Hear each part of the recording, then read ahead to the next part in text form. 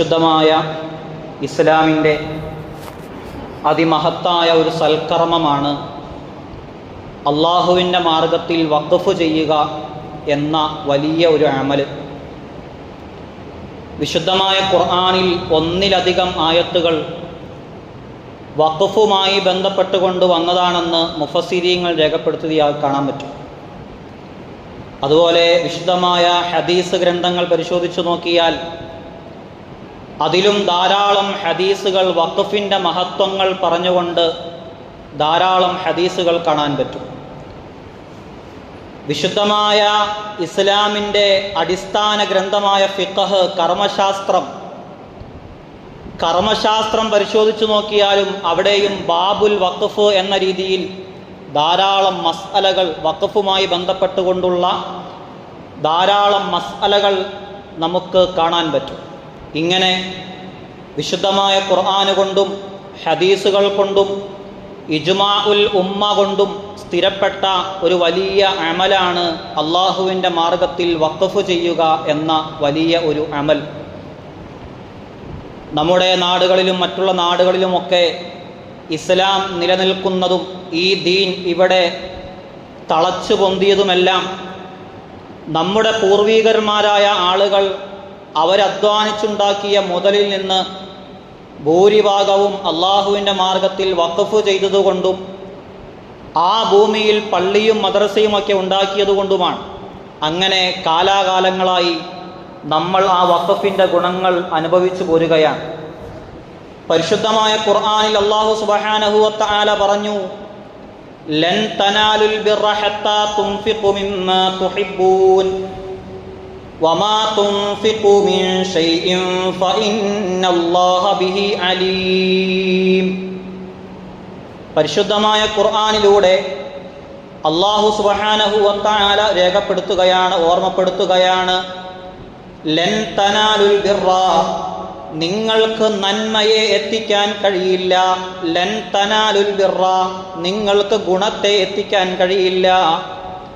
ഹത്താ തുൻഫിഖു മാ തുഹിബ്ബൂൻ, ഹത്താ തുൻഫിഖു മിമ്മാ തുഹിബ്ബൂൻ, നിങ്ങൾക്ക് ഇഷ്ടപ്പെട്ട ധനം അള്ളാഹുവിൻ്റെ മാർഗത്തിൽ കൊടുക്കാതെ, അള്ളാഹുവിൻ്റെ മാർഗത്തിൽ ചെലവഴിക്കാതെ നിങ്ങൾക്ക് ഒരിക്കലും നന്മയെ എത്തിക്കാൻ കഴിയില്ല എന്ന് അല്ലാഹു തആല ഓർമ്മപ്പെടുത്തുകയാണ്. എന്നിട്ട് പറഞ്ഞു, വമാ തുൻഫിഖു മിൻ ഷൈഇൻ ഫഇന്നല്ലാഹ ബിഹി അലീം, നിങ്ങൾ കൊടുക്കുന്നത് എത്ര ചെറുതാകട്ടെ, എത്ര വലുതാകട്ടെ, മുന്തിയതാകട്ടെ, അതിന് മൂല്യം കുറഞ്ഞതാകട്ടെ, ഏതുമാകട്ടെ, അല്ലാഹു സുബ്ഹാനഹു വ തആല അത് അറിയുന്നുണ്ട്. നന്നായി അറിയുന്നവനാണ് അല്ലാഹു തആല. അതിന് അല്ലാഹു വലിയ പ്രതിഫലം നൽകുമെന്ന് അല്ലാഹു സുബ്ഹാനഹു വ തആല ഓർമ്മപ്പെടുത്തുകയാണ് സൂറത്തു ആലു ഇമ്രാനിലൂടെ. എന്താണ് ഈ ആയത്ത് സൂചിപ്പിക്കുന്നത്? രണ്ട് കാര്യങ്ങളാണ് അല്ലാഹു സുബ്ഹാനഹു വ തആല ഈ ആയത്തിലൂടെ പറഞ്ഞു വെക്കുന്നത്. ഒന്ന്, നമുക്ക് ഇഷ്ടപ്പെട്ട ഒരു ധനമാണ് അല്ലെങ്കിൽ എന്തെങ്കിലും ഒരു വസ്തുവാണ് നമ്മൾ മറ്റുള്ളവർക്ക് ദാനം കൊടുക്കേണ്ടത്. അല്ലാതെ ആർക്കും വേണ്ടാത്ത ഏതോ ഒരു മൂലയിൽ കിടക്കുന്ന ഏതോ ഒരു വസ്തു ആർക്കോ കൊടുക്കലല്ല മഹത്വമുള്ളത്. നേരെ മറിച്ച് നമുക്ക് ഏറ്റവും പ്രിയപ്പെട്ട ഒരു വസ്തു, അതെന്തുമാവാം, അത് കൊടുക്കലാണ് നിങ്ങൾ നന്മയുള്ളവരാകാൻ ഏറ്റവും നല്ലത് എന്നാണ് അല്ലാഹു സുബ്ഹാനഹു വ തആല ഒന്നാമതായി പറയുന്നത്. രണ്ടാമതായി പറയുന്നു, നിങ്ങൾ കൊടുക്കുന്ന ഏത് ചെറിയ വസ്തുവാകട്ടെ വലിയ വസ്തുവാകട്ടെ അല്ലാഹു തആല അതിനെക്കുറിച്ച് നന്നായി അറിയുന്നുണ്ട് എന്ന് മാത്രമല്ല അതിന് അല്ലാഹു മഹത്തായ പ്രതിഫലവും നൽകുമെന്ന് അല്ലാഹു സുബ്ഹാനഹു വ തആല ഓർമ്മപ്പെടുത്തുകയാണ്. ഇങ്ങനെ ഈ രണ്ട് കാര്യങ്ങളാണ് ഈ ആയത്തിലൂടെ അല്ലാഹു സുബ്ഹാനഹു വ തആല നമ്മെ പഠിപ്പിക്കുന്നത്. പരിശുദ്ധമായ ഖുർആനിലെ ഈ ആയത്തിറങ്ങിയപ്പോൾ മഹാനായ സ്വഹാബി വര്യനായ അബൂ ത്വൽഹത്തുൽ അൻസാരി റളിയല്ലാഹു അൻഹു ഹബീബായ നബി സല്ലല്ലാഹു അലൈഹി വസല്ലമ തങ്ങളുടെ അടുക്കലേക്ക് ചെന്നിട്ട് പറയുകയാണ്, യാ റസൂലല്ലാഹ്, ഇന്ന അഹബ്ബ മാലി ഇലയ്യ ബൈറുഹാ, അല്ലാഹുവിൻ്റെ റസൂലെ, എനിക്ക് ഏറ്റവും ഇഷ്ടപ്പെട്ട ധനം അത് ബൈറുഹാ എന്ന് പറയുന്ന തോട്ടമാണ് നബിയേ. മസ്ജിദുൻ നബവിയുടെ നേരെ ഫ്രണ്ടിൽ കാണുന്ന ഒരു ഈന്തപ്പനത്തോട്ടമാണ് ബൈറുഹാ എന്ന് പറയുന്ന തോട്ടം. ആ തോട്ടത്തിൽ അള്ളാഹുവിൻ്റെ റസൂൽ സല്ലല്ലാഹു അലൈഹി വസല്ലമ തങ്ങൾ അസ്ർ നിസ്കാരം കഴിഞ്ഞൊന്ന് വിശ്രമിക്കാൻ പോയി ഇരിക്കാറുണ്ട്. ആ തോട്ടത്തിൽ വെച്ച് അള്ളാഹുവിൻ്റെ റസൂൽ സ്വഹാബികൾക്ക് പരിശുദ്ധമായ ഖുർആൻ ഓതിക്കൊടുത്തിട്ടുണ്ട്. ആ തോട്ടത്തിൽ വെച്ച് അള്ളാഹുവിൻ്റെ റസൂൽ സ്വഹാബികൾക്ക് ഹദീസിൻ്റെ ഗ്രന്ഥങ്ങൾ പാരായണം ചെയ്തു കൊടുത്തിട്ടുണ്ട്. ആ തോട്ടത്തിൽ വെച്ച് അള്ളാഹുവിൻ്റെ റസൂൽ ശുദ്ധമായ വെള്ളം കുടിച്ചിട്ടുണ്ട്. ആ തോട്ടത്തിൻ്റെ ഒരു മഹത്വമാണത്. ആ തോട്ടത്തിൽ വലിയ വെള്ളം വരുന്നൊരു സ്ഥലമുണ്ട്. അത് നല്ല ശുദ്ധമായ വെള്ളമാണ്. അള്ളാഹുവിൻ്റെ റസൂൽ സല്ലല്ലാഹു അലൈഹി വസല്ലമ തങ്ങൾ ആ വെള്ളം കുടിച്ചിട്ടുണ്ട്. അങ്ങനെ വലിയ മഹത്വങ്ങൾ നിറഞ്ഞ മസ്ജിദുൻ നബവിയുടെ നേരെ ഫ്രണ്ടിൽ കാണുന്ന ഈ തോട്ടം മഹാനായ സ്വഹാബി വര്യൻ അബൂ ത്വൽഹത്തുൽ അൻസാരി റളിയല്ലാഹു അൻഹുവിൻ്റെ തോട്ടമാണ്. റസൂലുള്ളാഹി തങ്ങളോട് പറയുകയാണ്, യാ റസൂലല്ലാഹ്, അള്ളാഹുവിൻ്റെ റസൂലേ, അല്ലാഹു തആല പറഞ്ഞത് നിങ്ങൾക്ക് ഏറ്റവും പ്രിയപ്പെട്ടത് ദാനം കൊടുക്കണമെന്നല്ലേ? എന്നാൽ എനിക്ക് ഏറ്റവും പ്രിയപ്പെട്ടത് എൻ്റെ ഈ ബൈറുഹാ തോട്ടമാണ് നബിയേ. അതുകൊണ്ട് ഫഇന്നഹാ സ്വദഖത്തുൻ ലില്ലാഹ്, അത് ഞാൻ അള്ളാഹുവിൻ്റെ മാർഗത്തിൽ സ്വദഖ ചെയ്യുകയാണ് നബിയേ. അത് ഞാൻ അള്ളാഹുവിൻ്റെ മാർഗത്തിൽ അങ്ങ് കൊടുക്കുകയാണ്, സ്വദഖ കൊടുക്കുകയാണ് എന്ന് അള്ളാഹുവിൻ്റെ റസൂൽ സല്ലല്ലാഹു അലൈഹി വസല്ലമ തങ്ങളോട് പറയുകയാണ്. എന്നിട്ട് അള്ളാഹുവിൻ്റെ റസൂലിനോട് പറഞ്ഞു, അർജൂ ബിർറഹാ വ ദുഖറഹാ ഇൻദല്ലാഹ്, ഞാൻ ആ തോട്ടം കൊടുക്കുക വഴി അല്ലാഹു സുബ്ഹാനഹു വ തആല എനിക്ക് നൽകുന്ന ആ ഗുണം എനിക്ക് കിട്ടണം. സ്വദഖ കൊടുക്കുന്നവർക്ക് കിട്ടുന്ന ഗുണങ്ങളെല്ലാം എനിക്കും ലഭിക്കണം നബിയെ. എന്ന് മാത്രമല്ല, അള്ളാഹുവിൻ്റെ അടുക്കൽ സൂക്ഷിക്കപ്പെടുന്ന അതിമഹത്തായ പ്രതിഫലത്തെ എനിക്ക് ലഭിക്കുകയും കൂടി വേണം എന്ന് അള്ളാഹുവിൻ്റെ റസൂലിനോട് മഹാനായ അബൂ ത്വൽഹത്തുൽ അൻസാരി റളിയല്ലാഹു അൻഹു പറയുകയാണ്. എന്നിട്ട് അദ്ദേഹം പറഞ്ഞു, ഫളഅഹാ ഹൈസു ശിഅത, അങ്ങേക്ക് ഇഷ്ടപ്പെട്ട വഴിയിലൂടെ അത് ചെലവഴിക്കാം. അങ്ങേക്ക് ഏത് വഴിയിലൂടെ കൊടുക്കലാണ് ഏറ്റവും ഇഷ്ടമെന്ന് ചോദിച്ചാൽ അതിലേക്ക് കൊടുക്കാം. അങ്ങയുടെ ഇഷ്ടം പോലെ എങ്ങോട്ട് വേണമെങ്കിലും അത് സ്വദഖ ചെയ്യാമെന്ന് മഹാനായ അബൂ ത്വൽഹത്തുൽ അൻസാരി റളിയല്ലാഹു അൻഹു പറഞ്ഞു കൊടുക്കുകയാണ്. അപ്പോൾ അദ്ദേഹത്തിന് ഏറ്റവും ഇഷ്ടപ്പെട്ട ബൈറുഹാ എന്ന് പറയുന്ന ആ തോട്ടം അദ്ദേഹം അള്ളാഹുവിൻ്റെ വഴിയിലൂടെ സ്വദഖ ചെയ്തു, വഖഫ് ചെയ്തു. അതാണ് മഹാന്മാരായ സ്വഹാബാക്കൾ അള്ളാഹുവിൻ്റെ റസൂലിലൂടെ പഠിച്ച ഒരു വലിയ മാർഗം എന്ന് പറയുന്നത്. അവരൊരു നേട്ടം കണ്ടാൽ അത് അപ്പോൾ തന്നെ കൊടുത്തു വിട്ടുകയാണ്. ആ നേട്ടം എനിക്കും കൂടി വേണം എന്ന രീതിയിൽ. മഹാനായ അബൂ ത്വൽഹത്തുൽ അൻസാരി റളിയല്ലാഹു അൻഹു വലിയ ഭാഗ്യം ചെയ്തയാളാണ്. എന്തുകൊണ്ടാണ്? പിൽക്കാലത്ത് മസ്ജിദുൻ നബവി വിശാലമായി വന്നപ്പോൾ മഹാനായ ആ സ്വഹാബി വര്യൻ്റെ ആ തോട്ടം കൂടി മസ്ജിദുൻ നബവിയുടെ ഉള്ളിലേക്ക് കയറി വന്നു. ഇപ്പോൾ മസ്ജിദുൻ നബവിയിലേക്ക് കയറി ചെല്ലുമ്പോൾ ബാബു അബ്ദുൽ മജീദിലൂടെ പ്രവേശിക്കുന്ന സമയത്ത് ആദ്യം കയറി ചെല്ലുന്ന ആ ഭാഗമാണ് ആ ബൈറുഹാ തോട്ടത്തിൻ്റെ ആ ഭാഗം. ഇന്ന് ആളുകൾ നിസ്കരിക്കുന്നതിൻ്റെ പ്രതിഫലമെല്ലാം ഒട്ടും കുറയാതെ തന്നെ മഹാനായ സ്വഹാബി വര്യൻ മഹാനവറുകൾക്കും ലഭിച്ചുകൊണ്ടിരിക്കുകയാണ് എന്നത് വലിയ ഒരു നേട്ടമാണ്. അതാണ് അള്ളാഹുവിൻ്റെ റസൂൽ സല്ലല്ലാഹു അലൈഹി വസല്ലമ തങ്ങൾ പറഞ്ഞു, ഇദാ മാത്തൽ മുസ്ലിമു ഇൻഖതഅ അമലുഹു ഇല്ലാ മിൻ സലാസ്, മുസ്ലിമായ ഒരാൾ മരണപ്പെട്ടാൽ 3 കാര്യങ്ങളിൽ ഒഴികെ ബാക്കി എല്ലാ കൂലിയും നഷ്ടപ്പെട്ടു പോകും. മുസ്ലിമായ ഒരാൾ മരണപ്പെട്ടാൽ 3 കാര്യങ്ങൾക്ക് പ്രതിഫലം മരിച്ചാലും കിട്ടിക്കൊണ്ടിരിക്കും. ബാക്കിയുള്ള കാര്യങ്ങൾക്കോ ആ കൂലികൾ അവിടെ നഷ്ടപ്പെട്ടു, ഇനി അങ്ങോട്ടില്ല, അതൊക്കെ അടച്ചു വെച്ചു, മരിച്ചു കഴിഞ്ഞല്ലോ. പക്ഷെ 3 കാര്യങ്ങൾക്ക് പ്രതിഫലം പിന്നെയും വന്നുകൊണ്ടിരിക്കും. മരിച്ചു എന്നത് കണക്കല്ല, പിന്നെയും കിട്ടിക്കൊണ്ടിരിക്കും. ഏതാണ് ആ 3 കാര്യങ്ങൾ? ഒന്നാമതായി അള്ളാഹുവിൻ്റെ റസൂല് പറഞ്ഞു, സ്വദഖത്തുൻ ജാരിയത്തുൻ, ഉപകാരപ്പെടുന്ന ഒഴുകിക്കൊണ്ടിരിക്കുന്ന സ്വദഖ. ആ സ്വദഖയുടെ പ്രതിഫലം നിലയ്ക്കുന്നില്ല, മരിച്ചാലും കിട്ടിക്കൊണ്ടിരിക്കും. അതിൽപ്പെട്ടതാണ് പള്ളിക്ക് വേണ്ടി കൊടുക്കുക, മദ്രസയ്ക്ക് വേണ്ടി കൊടുക്കുക. ആ പള്ളി നിലനിൽക്കുന്ന കാലത്തോളം അതിൻ്റെ പ്രതിഫലം ഇങ്ങനെ ഒഴുകിക്കൊണ്ടിരിക്കും നമ്മുടെ ഖബറിലേക്ക്. അതുപോലെ ഇൽമുൻ യുൻതഫഉ ബിഹി, ഉപകാരപ്പെടുന്ന അറിവ്, അത് വല്ലവരും പഠിച്ചിട്ടുണ്ടെങ്കിൽ അതുകൊണ്ടും നാളെ ഖബറിൽ ഉപകാരമുണ്ട്. ഞാൻ ഒരു വ്യക്തിക്ക് പറഞ്ഞു കൊടുത്തു, ഞാൻ എൻ്റെ മക്കൾക്ക് പറഞ്ഞു കൊടുത്തു, ആ മക്കൾ അതുവഴി ആ അമലുകൾ ചെയ്യുന്നു, അവർ ചെയ്യുന്ന പ്രതിഫലം കൂടി നമുക്ക് കിട്ടുന്നു. അങ്ങനെ ആരെല്ലാം ആ വഴിയിലൂടെ അമലുകൾ ചെയ്യുന്നുണ്ടോ അവരുടെ എല്ലാം പ്രതിഫലം ഒന്നും കുറയാതെ തന്നെ നമുക്കും ലഭിച്ചുകൊണ്ടിരിക്കുന്നു. ഉപകാരപ്പെടുന്ന അറിവ് അത് വലിയ ഗുണം ചെയ്യും ഖബറിൽ. മൂന്നാമതായിട്ട് പറഞ്ഞു, വലതുൻ സ്വാലിഹുൻ യദ്ഉ ലഹു, സ്വാലിഹായ സന്താനം, മാതാപിതാക്കൾക്ക് വേണ്ടി ദുആ ചെയ്യുന്ന സ്വാലിഹായ സന്താനങ്ങളുണ്ടെങ്കിൽ അതും നാളെ ഖബറിൽ രക്ഷയാണെന്ന് അള്ളാഹുവിൻ്റെ റസൂല് സല്ലല്ലാഹു അലൈഹി വസല്ലമ തങ്ങൾ പറഞ്ഞു വെക്കുകയാണ്. മഹാന്മാരായ സ്വഹാബികൾ പറഞ്ഞു വെക്കുകയാണ്. റസൂലുള്ളാഹി സല്ലല്ലാഹു അലൈഹി വസല്ലമ തങ്ങൾ ആ ഹദീസിൻ്റെ മഹത്വം പറഞ്ഞപ്പോൾ മഹാന്മാരായ സ്വഹാബികളെല്ലാം അവരുടെ സമ്പത്തുകൾ അള്ളാഹുവിൻ്റെ വഴിയിലൂടെ സദഖ ചെയ്തു, ദാനം ചെയ്തു. അതിൽപ്പെട്ടതാണ് സ്വദഖത്തുൻ ജാരിയ, ഉപകാരപ്പെടുന്ന അറിവ് എന്ന് മാത്രമല്ല അള്ളാഹുവിൻ്റെ മാർഗത്തിൽ വഖഫ് ചെയ്യുക എന്ന വലിയ മഹത്തായ അമൽ. ഇന്ന് വലിയ ഒരു വിവാദമായിക്കൊണ്ടിരിക്കുന്ന വലിയൊരു വിഷയമാണ് വഖഫ് എന്ന് പറയുന്നത്. വഖഫ് എന്ന വിവാദമാക്കിക്കൊണ്ടിരിക്കുകയാണ്. എന്തിനു വേണ്ടിയിട്ടാണ് വിവാദമാക്കിയത്? കേന്ദ്ര സർക്കാർ ഇന്ന് ലോകസഭയിൽ വഖഫ് നിയമം പരിഷ്കരിച്ചുകൊണ്ട് നടപ്പിൽ വരുത്തിയ ബില്ലാണ് വിവാദങ്ങൾക്ക് വിധേയമാക്കിയത്. ആ ബില്ല് വിവാദമായിരിക്കുകയാണ്. ആദ്യമായിട്ട് മുസ്ലിം വിഭാഗത്തിൻ്റെ സ്വത്തുക്കളെല്ലാം ഏകീകരിച്ചുകൊണ്ട് വലിയ ഒരു ബില്ല്, വഖഫ് ബില്ല് എന്ന് പറയുന്ന ഈ നിയമം പരിഷ്കരിച്ചുണ്ടാക്കിയത് ആരാണ്? 1936 ബ്രിട്ടീഷുകാരാണ്. ഇന്ത്യക്ക് സ്വാതന്ത്ര്യം ലഭിക്കുന്നതിനും 11 വർഷങ്ങൾക്ക് മുമ്പ് 1936 ആദ്യമായിട്ട് വഖഫ് ബില്ല് നിലവിൽ വരുന്നത്.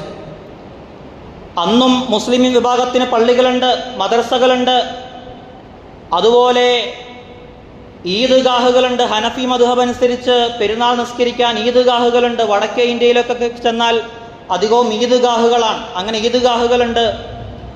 അതുപോലെ ധാരാളം അറബി കോളേജുകളുണ്ട്. ഇങ്ങനെ ധാരാളം സംവിധാനങ്ങൾ അന്ന് മുസ്ലിം വിഭാഗത്തിനുണ്ട്. ഈ സ്വത്തുക്കളെല്ലാം ഏകീകരിച്ചുകൊണ്ട് ഒരു വഖഫ് ബില്ല് ആദ്യമായി ഉണ്ടാക്കിയത് ബ്രിട്ടീഷുകാരാണ്. നല്ല ഉദ്ദേശത്തോടുകൂടെയായിരുന്നു എന്ന് നമുക്ക് പറയാൻ കഴിയില്ല. കാരണം മുസ്ലിം വിഭാഗത്തിനല്ലാത്ത മറ്റു മതവിഭാഗത്തിനും ധാരാളം സ്വത്തുക്കളുണ്ട് അന്നും. പക്ഷേ അന്നൊന്നും ആ മറ്റു വിഭാഗക്കാരായ ആളുകളുടെ സ്വത്തുകൾ ഏകീകരിച്ചുകൊണ്ട് ഒരു ക്രിസ്ത്യൻ വിഭാഗത്തിന് വേണ്ടിയിട്ടൊരു നിയമങ്ങളോ ഒന്നും ഉണ്ടാക്കിയിട്ടില്ലല്ലോ ബ്രിട്ടീഷ് സർക്കാരൊന്നും. അപ്പോൾ മുസ്ലിമീങ്ങൾക്ക് മാത്രം അങ്ങനെ ഏകീകരിച്ചുകൊണ്ട് നിയമങ്ങൾ ഉണ്ടാക്കുമ്പോൾ അത് നല്ല ഉദ്ദേശത്തോടു കൂടെയായിരുന്നു എന്ന് നമുക്ക് പറയാൻ കഴിയില്ല.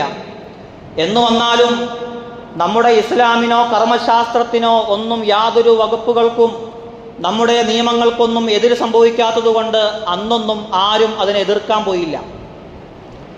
പിന്നീട് ഈ നിയമങ്ങളെ പരിഷ്കരിച്ച് 1997 ഇന്ത്യൻ സർക്കാരാണ് അത് കൊണ്ടുവന്നത്, പരിഷ്കരിച്ചത്. ആ നിയമമാണ് ഇപ്പോഴും നിലവിലുള്ളത്. അതിനെയും അന്നത്തെ ആളുകൾ എതിർക്കാൻ പോയില്ല. എന്തുകൊണ്ട്? അതും ഇസ്ലാമിന് വിരുദ്ധമായി യാതൊന്നും അതിൽ സംഭവിച്ചില്ല എന്നതുകൊണ്ടാണ്. ഇപ്പോൾ അതിനെ എതിർക്കാനുള്ള കാരണം ഇസ്ലാമിൻ്റെ വിശ്വാസപരമായും കർമ്മശാസ്ത്രപരമായുമുള്ള എല്ലാ കാര്യങ്ങൾക്കും അത് എതിര് പ്രവർത്തിക്കുന്നു, എതിരായി നിൽക്കുന്നു എന്നതുകൊണ്ടാണ്. ഇവിടെ ദേവസ്വം ബോർഡുണ്ട്, സിഖുകാരുടെ ആരാധനാലയ കേന്ദ്രങ്ങളുണ്ട്, അതുപോലെ ക്രിസ്ത്യൻ വിഭാഗത്തിന് ആരാധനാ കേന്ദ്രങ്ങളുണ്ട്, അവരുടെ സ്വത്തുക്കളുണ്ട്. അതിലൊന്നും ഇവിടെ സർക്കാർ ഇടപെടുന്നില്ല. നമ്മൾ ആരോടുമുള്ള വിരോധം കൊണ്ടോ ഒന്നും പറയുന്നതല്ല. നേരെ മറിച്ച് മുസ്ലിം വിഭാഗത്തിനോട് മാത്രം ഈ ഒരു അനീതി കാണിക്കുമ്പോൾ നോക്കി നിൽക്കാനും കഴിയുന്നില്ലല്ലോ, അതുകൊണ്ട് പറയുന്നു പോകുന്നതാണ്. അങ്ങനെ മുസ്ലിം വിഭാഗത്തോട് മാത്രമുള്ള ഈ വിരോധമാണ് ഈ ബില്ലിൽ ഇപ്പോഴും നിഴലിച്ച് കണ്ടുകൊണ്ടിരിക്കുന്നത്. അങ്ങനെ നമ്മൾ നോക്കിയാൽ പുതിയ നിയമങ്ങൾ എന്തൊക്കെയാണ് കൊണ്ടുവന്നത്? ഒന്നാമതായിട്ട് വാക്കാൽ പറയുന്ന വഖഫ് സ്വീകാര്യമല്ല എന്നതാണ്.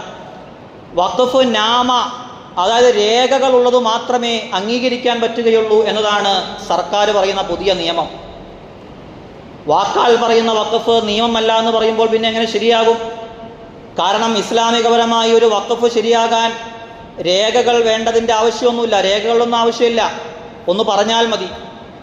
ഞാനത് വഖഫ് ചെയ്തു എന്ന് പറയൽ കൊണ്ട് തന്നെ ആ സംഗതി വഖഫായി മാറി. പിന്നെ ഇനി അതിനെ രേഖ കണ്ടെത്തേണ്ട ആവശ്യമൊന്നുമില്ല. എന്നിട്ടും സർക്കാർ അത് പറയുന്നുണ്ട്, വഖഫ് നാമ വേണം, അല്ലാതെ സ്വീകരിക്കാൻ പറ്റില്ല എന്നാണ് പറയുന്നത്. ഇവിടെ നിക്കാഹ് നാമ എന്ന് പറയുന്ന ഒരു സംഗതി കൊണ്ടുവന്നു. പള്ളിയിൽ നിന്ന് ഇമാമ് അല്ലെങ്കിൽ ഖത്തീബ് ആ വ്യക്തിയുടെ നിക്കാഹ് കഴിപ്പിച്ചു കൊടുത്താൽ മാത്രം പോരാ, സ്വഹീഹാകാൻ ഇപ്പം അത് മതി. എന്നിരുന്നാലും പഞ്ചായത്തിൽ പോയി രജിസ്ട്രേഷൻ ചെയ്യാതെ അത് ശരിയാവുകയില്ല എന്ന് പറഞ്ഞു. ആയിക്കോട്ടെ, കുഴപ്പമില്ല. നേരെ മറിച്ച് വഖഫ് നാമ എന്ന് പറയുന്നത് അങ്ങനെയല്ല. നിക്കാഹ് നാമയല്ല വഖഫ് നാമ, രണ്ടും ഒരേപോലെയല്ല, വ്യത്യാസമുണ്ട്. വഖഫ് നാമ എന്ന് പറയുമ്പോൾ നമ്മൾ വാക്കുകൾ കൊണ്ട് പറയുന്നത് വഖഫായി സ്വീകരിക്കുകയുമില്ല, രേഖകൾ കൊണ്ട് മാത്രമേ വഖഫായി സ്വീകരിക്കുകയുള്ളൂ എന്നാണ് പറയുന്നത്. ഇങ്ങനെ വരുമ്പോൾ രോഗാവസ്ഥയിൽ കിടക്കുന്ന ഒരു വയസ്സായ ഒരു മനുഷ്യൻ അവൻ്റെ ഏക്കർ കണക്കിന് സമ്പത്തിൽ നിന്ന് എന്തെങ്കിലും ഒരു 10 സെൻറ്റോ 15 സെൻറ്റോ ഏതെങ്കിലും ഒരു പള്ളിക്കോ അല്ലെങ്കിൽ മദ്രസയ്ക്കോ വരുമാനത്തിന് വേണ്ടി കൊടുക്കാമെന്ന് വിചാരിച്ചാൽ രജിസ്ട്രേഷൻ ചെയ്യാതെ സ്വീകരിക്കുകയില്ല എന്നിടത്താണ് ഇതിൻ്റെ ഗൗരവം നാം മനസ്സിലാക്കേണ്ടത്. വിശുദ്ധമായ ഇസ്ലാമിൽ അതിന് സ്ഥാനമില്ല. നേരെ മറിച്ച് ഒന്ന് പറഞ്ഞാൽ മതി, ഞാൻ ഇത് എൻ്റെ ഈ സ്വത്തിനെ അള്ളാഹുവിൻ്റെ മാർഗത്തിൽ വഖഫ് ചെയ്തു എന്ന് പറഞ്ഞാൽ തന്നെ വഖഫായി മാറി. പക്ഷേ സർക്കാർ പറയുന്നത് രേഖ വേണമെന്നാണ് പറയുന്നത്.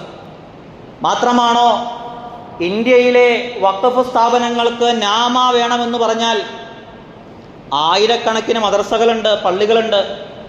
ഇവകൾക്കെല്ലാം നാമ വേണം, രേഖ വേണമെന്നൊക്കെ പറഞ്ഞാൽ പലപ്പോഴും അതിന് സാധിക്കുകയില്ല. കാരണം പല ആളുകളും രേഖപ്പെടുത്തിയിട്ടുണ്ടാവില്ല, രജിസ്ട്രേഷൻ ചെയ്തിട്ടുണ്ടാവില്ല, ഒന്ന് വാക്കാൽ പറഞ്ഞിട്ടേ ഉള്ളൂ. ഹനഫി മദ്ഹബൊക്കെ പ്രകാരം ഒരു സ്ഥലത്ത് പതിവായി നിസ്കരിച്ചു പോന്നാൽ തന്നെ ആ സ്ഥലം വഖഫായി പരിഗണിക്കും. അവിടെ രേഖകളുടെ ആവശ്യമില്ല. അത് രേഖകളുടെ ആവശ്യമില്ലാതെ തന്നെ വഖഫായി പരിഗണിക്കുകയാണ്. അതിന് വഖഫ് ബൈ യൂസർ എന്ന രീതിയിൽ അത് പരിഗണിക്കുകയാണ് വഖഫായിട്ട്. ഇനി അത് പരിഗണിക്കില്ല എന്നാണ് പറയുന്നത്. അങ്ങനെ വരുമ്പോൾ ധാരാളം പള്ളികളും സ്ഥാപനങ്ങളൊക്കെ രജിസ്ട്രേഷൻ ഇല്ലാത്ത അവസ്ഥ വരുന്നു എന്നതാണ് അതിൻ്റെ പ്രത്യാഘാതം, നാം മനസ്സിലാക്കണം. ഷാഫിഈ മദ്ഹബ് പ്രകാരം ജഅൽതു ഹാദാ മസ്ജിദ, ഇതിനെ ഞാൻ പള്ളിയാക്കി എന്ന് പറഞ്ഞാൽ തന്നെ വഖഫായി. ഇനി വേറെ അതിൻ്റെ ആവശ്യങ്ങളൊന്നുമില്ല. അപ്പോൾ ആ പറച്ചിൽ കൊണ്ട് തന്നെ വഖഫായി മാറുകയാണ്, രേഖകളുടെ ആവശ്യമില്ല. അപ്പോൾ സർക്കാർ കൊണ്ടുവന്ന ഈ നിയമം നമ്മുടെ ഇസ്ലാമികമായ രീതിയിൽ തെറ്റാണ് എന്ന് നമുക്ക് പറയേണ്ടി വരും. അതുപോലെ വെള്ളപ്പൊക്കമുണ്ടാക്കുന്ന സ്ഥലമാണല്ലോ ആസാം, അങ്ങനെയുള്ള സ്ഥലങ്ങളിലൊക്കെ രേഖകൾ കൊണ്ടുവരണമെന്നൊക്കെ പറഞ്ഞാൽ പലപ്പോഴും രേഖകളൊക്കെ നഷ്ടപ്പെട്ടു പോയിട്ടുണ്ടാവും, ഉള്ള പള്ളികൾക്ക് തന്നെ. അങ്ങനെ വരുമ്പോൾ രേഖകൾ ഉണ്ടായിരുന്ന പള്ളികൾക്ക് തന്നെ പിന്നീട് രേഖകൾ നഷ്ടപ്പെട്ടു പോയിട്ടുണ്ടെങ്കിൽ ആ രേഖകൾ ഉണ്ടാക്കാൻ ഞങ്ങളുടെ പള്ളി മുമ്പ് പള്ളിയായിരുന്നു എന്ന് തെളിയിക്കാൻ വേണ്ടിയിട്ട് അവരൊരുപാട് വിയർക്കേണ്ടി വരും. അങ്ങനെയുള്ള അവസ്ഥകളൊക്കെ ഉണ്ടാകാനുള്ള സാധ്യതകളുണ്ട്. അതുകൊണ്ട് തന്നെ ആ നിയമം തെറ്റാണ് എന്ന് പറയാതിരിക്കാൻ കഴിയില്ല. മറ്റൊരു നിയമം എന്ന് പറയുന്നത്, ഒരു വസ്തു വഖഫാണോ അല്ലയോ എന്ന് തർക്കം വന്നാൽ അതിൻ്റെ അവസാന തീരുമാനം അത് സർക്കാരിനായിരിക്കും എന്നാണ് പറയുന്നത്. അതിൻ്റെ അവസാന തീരുമാനം, തർക്കം വന്നു, ഏതെങ്കിലും ഒരു പള്ളിയെ ചൂണ്ടിയിട്ട് ഇത് പള്ളിയായിരുന്നില്ല മുമ്പ് അമ്പലമായിരുന്നു എന്ന് പറഞ്ഞാൽ, അതിൽ തർക്കങ്ങൾ വന്നാൽ പിന്നീട് അതിൻ്റെ അവസാന തീരുമാനം സർക്കാരിനാണ്. മുമ്പ് അങ്ങനെ ആയിരുന്നില്ല, വഖഫ് ട്രൈബ്യൂണലായിരുന്നു അതിന് തീരുമാനം കണ്ടെത്തിയിരുന്നത്. ഏതെങ്കിലും ഒരു സ്ഥലത്ത് ഇത് വഖഫല്ല എന്ന് പറഞ്ഞാൽ അതിന് തീരുമാനം കണ്ടെത്തിയിരുന്നത് വഖഫ് ട്രൈബ്യൂണലാണ്. വഖഫ് ട്രൈബ്യൂണൽ എന്ന് പറഞ്ഞാൽ വക്കീലന്മാരും ഉലമാക്കളും ചേർന്നുള്ള ഒരു സംഘം, അതിനാണ് വഖഫ് ട്രൈബ്യൂണൽ എന്ന് പറയുന്നത്. ആ വഖഫ് ട്രൈബ്യൂണലാണ് അന്നത്തെ ആ കാലഘട്ടത്തിൽ, ഇന്നുവരെ ഉള്ള കാലഘട്ടത്തിൽ ഒരു പള്ളിക്ക് വിഷയം വന്നാൽ, വഖഫ് സ്ഥലങ്ങൾക്ക് വിഷയം വന്നാൽ അതിന് പരിഹാരം കണ്ടെത്തിയിരുന്നത് വഖഫ് ട്രൈബ്യൂണലാണ്. ഇനി അത് സർക്കാരിനായിരിക്കുമെന്നാണ് പറയുന്നത്.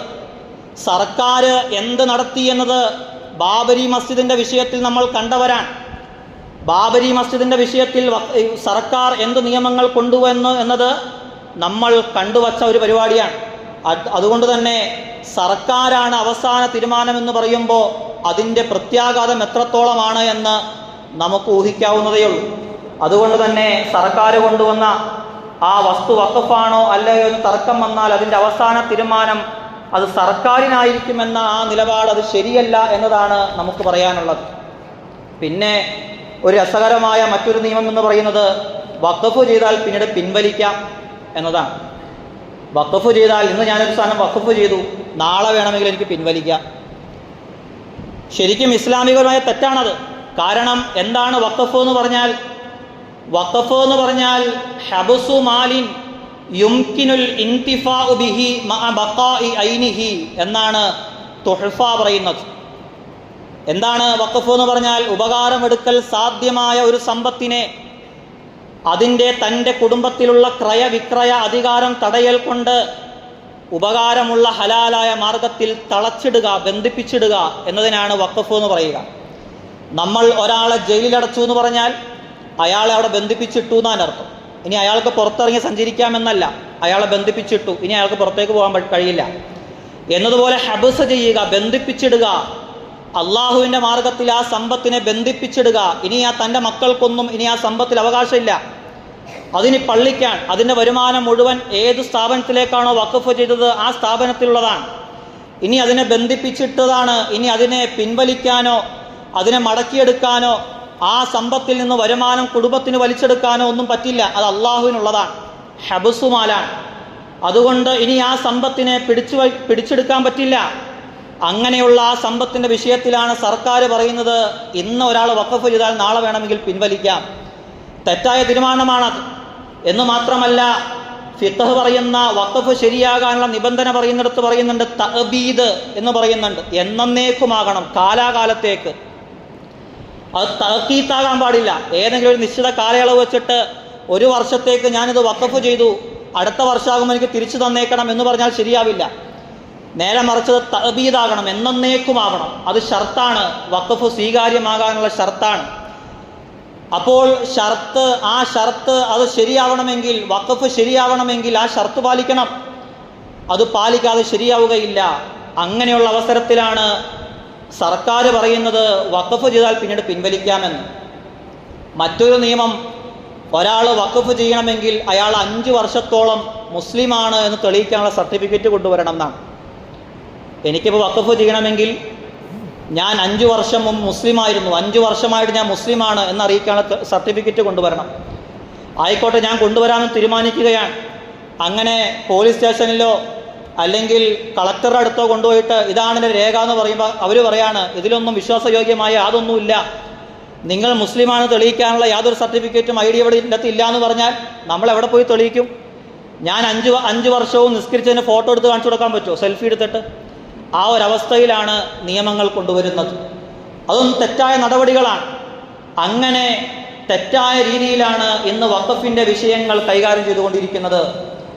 പിന്നെ ഒരു നിയമങ്ങളുള്ളത്, വഖഫ് ബോർഡിൽ അമുസ്ലിമീങ്ങൾക്കും പ്രവേശനം വേണം എന്നാണ് പറയുന്നത്. വഖഫ് ബോർഡിലേക്ക് അമുസ്ലിമീങ്ങളായ ആളുകൾക്കും ഒരു പ്രവേശനം കൊടുക്കണം, അവരെയും അതിൽ പിടിച്ചിരുത്തണം എന്നൊക്കെയാണ് പറയുന്നത്. വഖഫ് നിയമം കൈകാര്യങ്ങൾ ചെയ്യണമെങ്കിൽ വഖഫ് നിയമങ്ങൾ അറിയുന്ന ആളുകൾ വേണം. വഖഫ് അറിയാത്ത ആളുകൾ ചെന്നിട്ട് അതുമായി ബന്ധപ്പെട്ട് കൈകാര്യം ചെയ്യാൻ തുടങ്ങിയാൽ അതിൻ്റെ നിയമങ്ങൾ കാത്തു സൂക്ഷിക്കപ്പെടുകയില്ല. അതിൻ്റെ വിഷയങ്ങളെല്ലാം കൈകാര്യം ചെയ്യുന്ന വിഷയത്തിൽ താളപ്പിഴവുകൾ പറ്റും. അതുകൊണ്ട് വഖഫുകൾ അറിയുന്ന ആളുകൾ വേണം വഖഫ് ബോർഡിൽ. അതറിയാത്ത ആളുകൾ കയറി ചെന്നാൽ അതിൻ്റെ സൂക്ഷ്മതകൾ പലപ്പോഴും പാലിക്കാതെ കടന്നു വരും. അതുകൊണ്ട് ആ വിഷയത്തിലെല്ലാം വ്യക്തമായ അറിവുള്ള ആളുകളാണ് വഖഫ് ബോർഡിൽ കൈകാര്യം ചെയ്യാൻ കടന്നു വരേണ്ടത്. ഇങ്ങനെയുള്ള വിഷയങ്ങൾ കൈകാര്യം ചെയ്യുന്നിടത്ത് തെറ്റായ നടപടികൾ സ്വീകരിക്കുന്ന വിഷയങ്ങൾ കൊണ്ടുവന്നാൽ പലപ്പോഴും ആ വിഷയങ്ങൾ, വഖഫ് നിയമങ്ങൾ നമ്മുടെ കയ്യിൽ നിന്ന് നഷ്ടപ്പെട്ടു പോകുന്ന അവസ്ഥ കടന്നു വരും. അതുകൊണ്ട് ഈ വിഷയങ്ങളിലെല്ലാം ശക്തമായ പ്രതിഷേധമാണ് നമ്മുടെ ഭാഗത്തു നിന്നുണ്ടാകേണ്ടത്. ഏതായാലും ഇതിനെ മതേതര ജനാധിപത്യ വിശ്വാസികളായ ആളുകളെല്ലാം, അതിൻ്റെ പുറമെ രാഷ്ട്രീയ പ്രസ്ഥാനങ്ങളും അവയുടെ MP-മാരുമെല്ലാം വ്യക്തമായ രീതിയിൽ പ്രതിഷേധിച്ചതുകൊണ്ട് അതിനെ സംയുക്ത പാർലമെൻ്ററി സമിതിയുടെ പരിശോധനയ്ക്ക് വിടേണ്ടി വന്നിട്ടുണ്ട് ഇന്ന് സർക്കാരിന്. ഇതൊന്നും നിയമമാക്കിയിട്ടില്ല. അത് സംയുക്ത പാർലമെൻ്ററി സമിതിയുടെ പരിശോധനയ്ക്ക് വിടേണ്ടി വന്നിരിക്കുകയാണ്. ഏതാണ് ഈ സംയുക്ത പാർലമെൻ്ററി സമിതി? NDA-യുടെ 16 പേര്, ഇന്ത്യ സഖ്യത്തിൻ്റെ 12 പേര്, ഓരോ മുന്നണിയിൽ നിന്നും പെടാത്ത 3 പേര്, ഇങ്ങനെ അടങ്ങുന്ന 31 പേരടങ്ങുന്ന ഒരു സമിതിയാണ് സംയുക്ത പാർലമെൻ്ററി സമിതി എന്ന് പറയുന്നത്. ഈ സംയുക്ത പാർലമെൻ്ററി സമിതിയുടെ കീഴിലേക്കാണ് ആ ബില്ലിനെ വിട്ടിരിക്കുന്നത്. ഏതായാലും അല്ലാഹു സുബ്ഹാനഹു വ തആല നമുക്ക് അനുകൂലമായൊരു വിധി നൽകുമെന്ന് പ്രതീക്ഷിക്കാം. അല്ലാഹു തആല അതിന് തൗഫീക്ക് നൽകുമാറാവട്ടെ.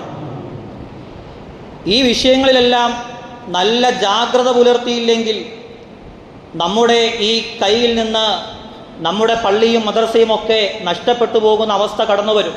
അതുകൊണ്ട് നല്ല ഒരു ജാഗ്രതയും അതുപോലെ അള്ളാഹുവിനെ ഭയപ്പെട്ട് ജീവിക്കുകയുമാണ് ഈ വിഷയത്തിലൊക്കെ നമ്മൾക്ക് ചെയ്യാനുള്ളത്.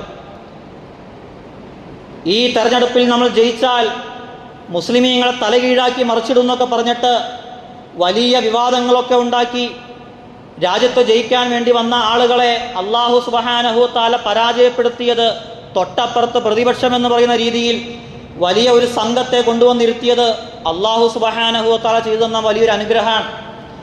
ആ അനുഗ്രഹങ്ങൾക്ക് നമ്മൾ നന്ദി ചെയ്യണം. നന്ദി ചെയ്യുമ്പോൾ അല്ലാഹു സുബ്ഹാനഹു വ തആല അതിന് നമുക്കും നന്ദി ചെയ്യും. അല്ലാഹു തആല പറഞ്ഞില്ലേ, ലഇൻ ശക്കർതും ലഅസീദന്നകും, നിങ്ങൾ എന്നോട് നന്ദി കാണിക്കുകയാണോ, എന്നാൽ ഞാൻ നിങ്ങൾക്കും നന്ദി കാണിക്കും, ഞാൻ അധികരിപ്പിച്ചു നൽകും. നിങ്ങൾ എന്നോട് ധിക്കരിച്ചാൽ, എന്നോട് എതിര് പ്രവർത്തിച്ചാൽ ഞാൻ നേരെ തിരിച്ചും നിങ്ങളോട് പ്രതികരിക്കുമെന്ന് അല്ലാഹു തആല പറയുന്നുണ്ട്. അതുകൊണ്ട് ഈ വിഷയത്തിലൊക്കെ നമ്മൾ സ്വീകരിക്കേണ്ട നിലപാട് നന്നായി അള്ളാഹുവിനെ ഭയപ്പെട്ട് ജീവിക്കുക എന്നതാണ്. ആ ഭയപ്പെട്ട് ജീവിക്കുക എന്നതുകൊണ്ട് മാത്രമാണ് നമുക്കൊരു രക്ഷപ്പെടാൻ കഴിയുകയുള്ളൂ. അല്ലാതെ നമ്മൾ എവിടെയെങ്കിലും പ്രതികരിച്ചത് കൊണ്ടോ നമ്മൾ വാളെടുത്തെറിഞ്ഞത് കൊണ്ടോ ഒന്നും ഇവിടെ നിയമങ്ങൾക്ക് മാറ്റാൻ കഴിയില്ല. അല്ലാഹു തആലയുടെ വലിയ ഒരു തീരുമാനം വേണം. അതിന് നമ്മൾ വേണ്ട ഒരു കാഴ്ചപ്പാട് നമ്മൾ അള്ളാഹുവിൻ്റെ മാർഗത്തിൽ ഭയപ്പെട്ട് ജീവിക്കുക എന്നതാണ്. അതുകൊണ്ട് ഈ വിഷയത്തിൽ നമ്മളെല്ലാവരും വലിയ ജാഗ്രത പുലർത്തണമെന്ന് സാന്ദർഭികമായി സൂചിപ്പിക്കുകയാണ്.